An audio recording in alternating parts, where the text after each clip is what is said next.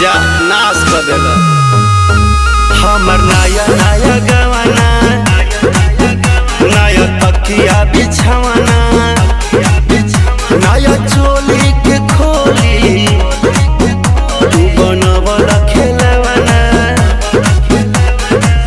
नया नुहर जानी बनी एक चोर राजा, तेरा कमर बड़ा तोड़ राजा तानी जाई ना बहरिया।